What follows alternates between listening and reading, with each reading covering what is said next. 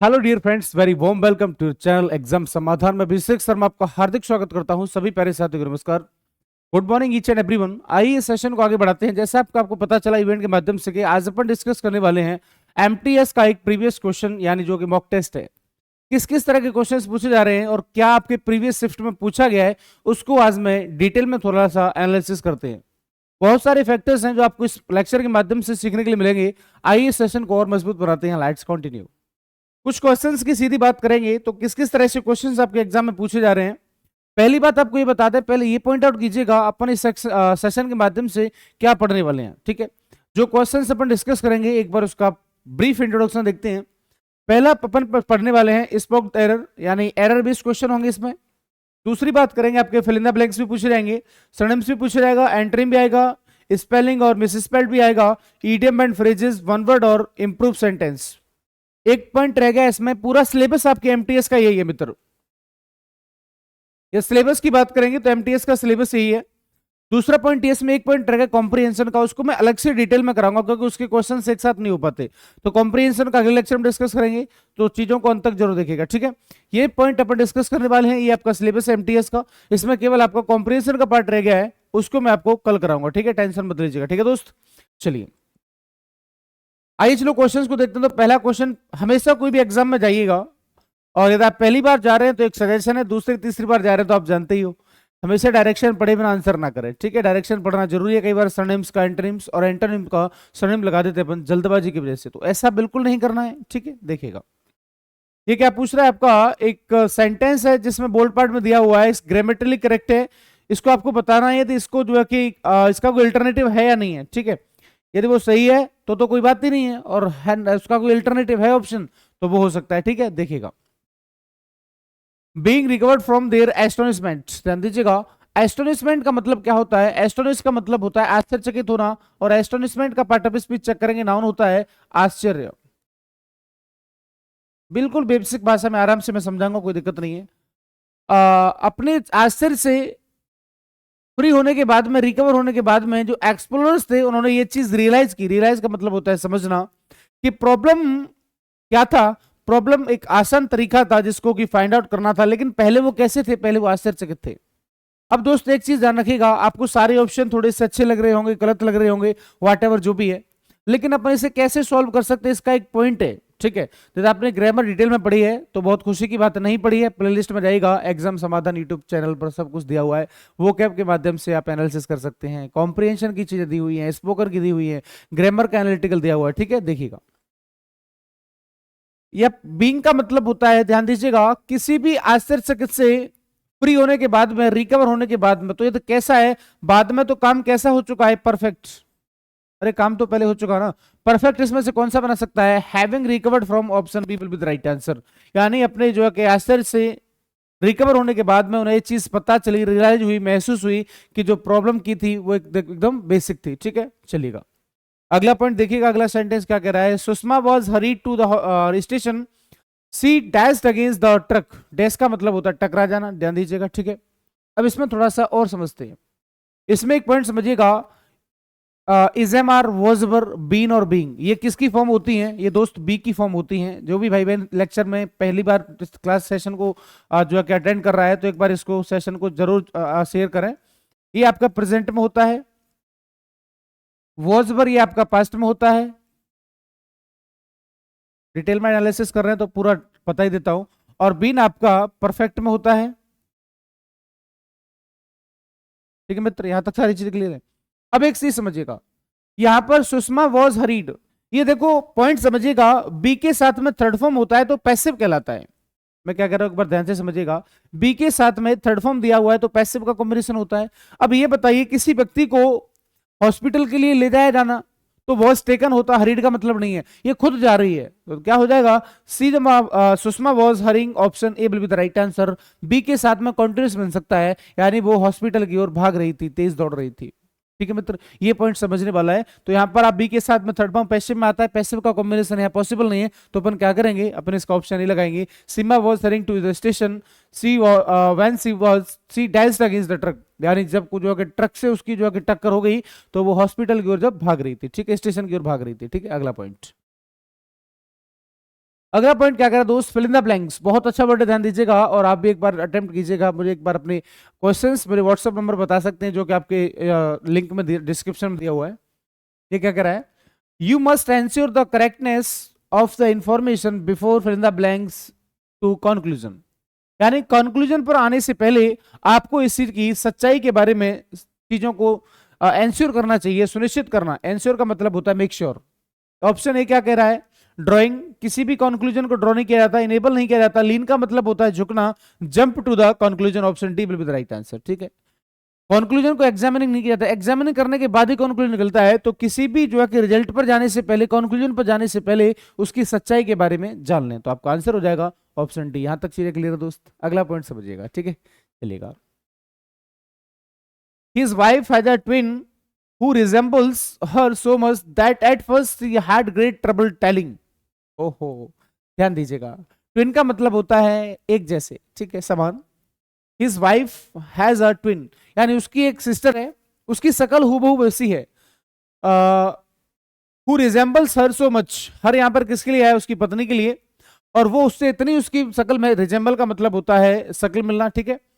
That at first, यानी शुरुआत में क्या हुआ, he had great trouble telling, उसको ये चीज बताने में बहुत परेशानी थी। ऑप्शन देखते हैं, वन ऑफ द अदर, एक से दूसरी को, one of from another, each other. यहां पर आंसर हो जाएगा option D, who is which, यानी वो इस चीज को पहचान नहीं पाया कि यार इसमें से कौन सी है। यानी एक जैसी शकल है तो मित्र व्यक्ति कंफ्यूज तो हो ही जाएगा।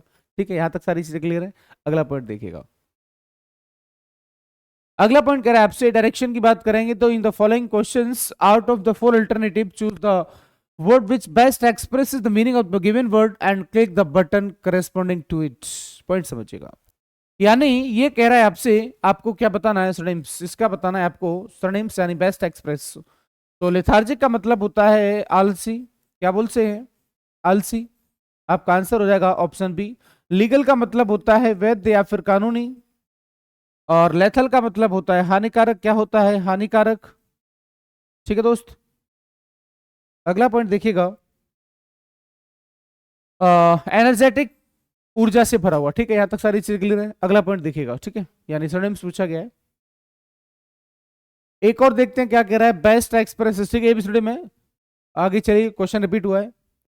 अगला क्वेश्चन कह रहा है आपसे मीनिंग, ठीक है, आर्डस।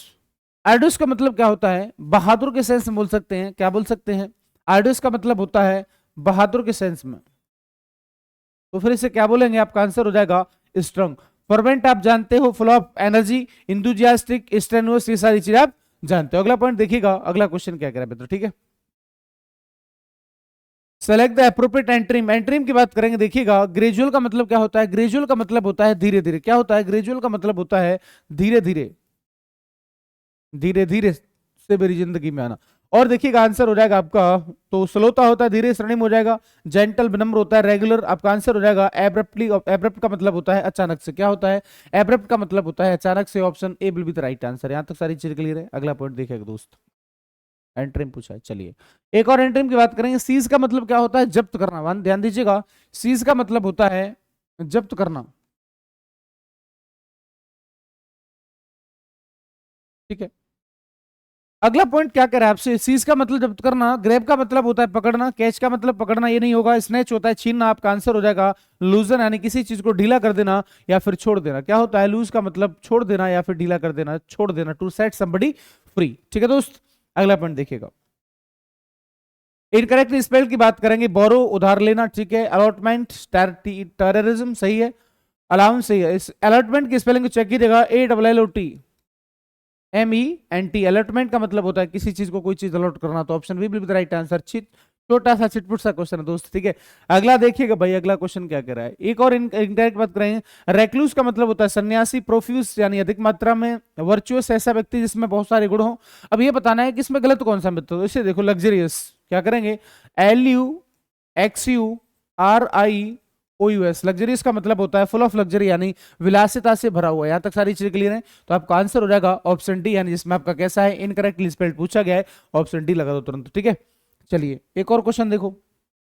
ईडीएम की बात करेंगे दोस्त, क्या कह रहा है एक बार देखिएगा। एमटीएस ये आपका मई 2023 पूछा गया मित्र, अभी लास्ट है। अरे क्या कह रहा हूं भाई, अभी पूछा गया है। ठीक है, चलिए क्या कह रहा है, through out his speech the crowd was all years, यानी उसके जो भाषण के दौरान जो क्राउड थी वो एकदम कैसी थी, जब व्यक्ति कान लगा के किसी चीज को ध्यान से सुनता है तो उसका मतलब होता है बड़े ध्यान से, to pay attention to something, किसी चीज पर ध्यान देना। ऑप्शन देखते हैं, very attentive, option A will be the right answer, यानी आपका answer touting loudly, covering their ears, making a lot of, इसको हटा दीजिए, option A will be the right answer. अगला क्वेश्चन देखिएगा, the idea of making a children's park has been nip in the bud, इसका मतलब होता है शुरुआत में समाप्त करना, ध्यान दीजिएगा, शुरुआत में समाप्त करना,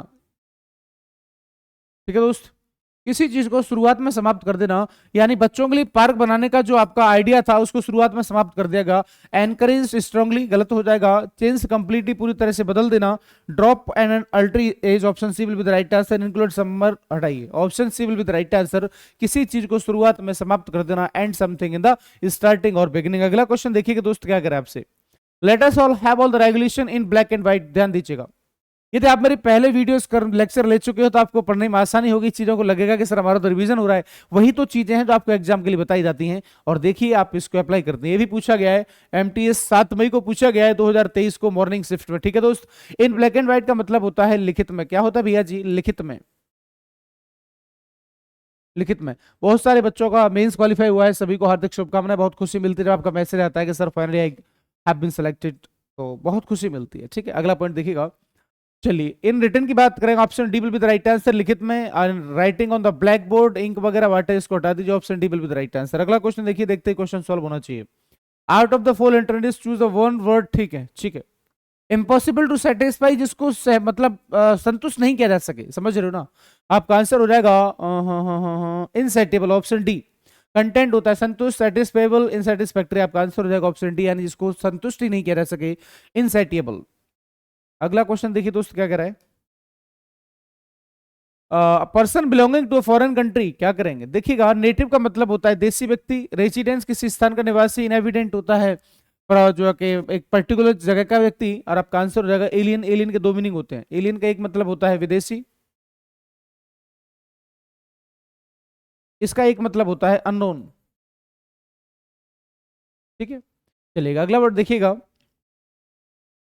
something that can not be avoided, जिससे बचा नहीं जा सके, बच नहीं सकता आप इससे, समझ रहे हो ना, इसके लिए क्या बोलेंगे, इंडेलिबल का मतलब होता है अमिट, inevitable that is bound to happen, ध्यान दीजिएगा, जो होना ही होना है, आपका आंसर हो जाएगा ऑप्शन सी, इंडेलिबल होता है अमिट, Infallible, one who never makes any mistake, one who never makes any mistake, ऐसा व्यक्ति जो कभी कोई गलती नहीं करता हो, इनफॉलिबल, ठीक है, अचूक।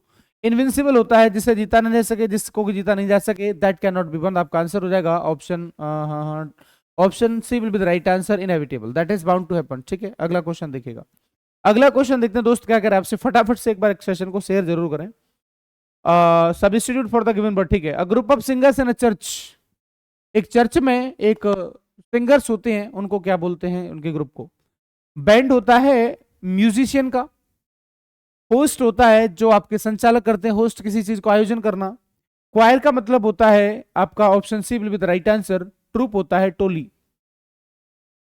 अगला क्वेश्चन देखिए, one who does not tire easily, जो आसानी से नहीं थकता हो, option D B will be the right answer, indefatigable, ये अपन डिस्कस कर चुके, कभी इनफॉलिबल जो कभी गलती नहीं करता हो, इंडेलिबल जिसे मिटाया नहीं जा सके, inevitable that is bound to happen, inevitable, ठीक है। अगला सेंटेंस, अगला वर्ड देखिएगा, कोई है, चलो, इम्पॉसिबल और एक्सट्रीमली डिफिकल्ट टू अंडरस्टैंड, जिसको कि समझना बहुत ज्यादा कठिन हो, टफ हो, मतलब समझ में आना बड़ा खतरनाक काम है, इसको देखते हैं क्या कह रहा है, इनकॉम्प्रिहेंसिबल, इनकॉम्पेटिबल, इनएविटेबल, ये भी डिस्कस कर चुके हैं, ये भी डिस्कस चुके हैं, आपका आंसर हो जाएगा इनकॉम्प्रिहेंसिबल। ध्यान दीजिएगा, पॉइंट समझिएगा, कॉम्प्रिहेंशन का मतलब क्या होता है, किसी चीज को समझने का कोई जरिया, कॉम्प्रिहेंड आपका वर्ब होता है, इसका मतलब होता है समझना, तो दोस्त आपका परफेक्ट आंसर हो जाएगा option B will be the right answer, incomprehensible, जिससे समझना टिपिकल हो, ठीक है।